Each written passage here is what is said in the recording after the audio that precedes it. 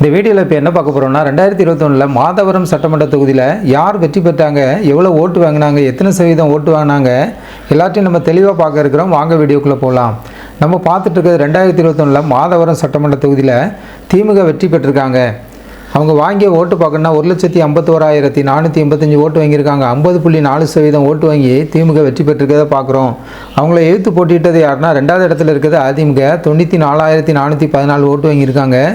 31.19% ஓட்டு வாங்கி ரெண்டாவது இடத்துல இருக்காங்க. மூன்றாவது இடத்துல நாம் தமிழர் கட்சி 27,453 ஓட்டு வாங்கியிருக்காங்க. 9.7% ஓட்டு வாங்கி மூன்றாவது இடத்துல இருக்காங்க. நான்காவது இடத்துல மக்கள் நீதி மையம் 15,877 ஓட்டு வாங்கியிருக்காங்க. 5.25% ஓட்டு வாங்கி நான்காவது இடத்துல இருக்காங்க. அதிமுகவுக்கும் திமுகவுக்குள்ள வெற்றி வாக்கு வித்தியாசம் நம்ம பார்க்கணுன்னா 57,071 ஓட்டு 18.85% ஓட்டு அதிகமாக வாங்கி அதிமுகவோட திமுக வெற்றி பெற்றிருக்கிறத நம்ம இந்த வீடியோவில் பார்க்குறோம்.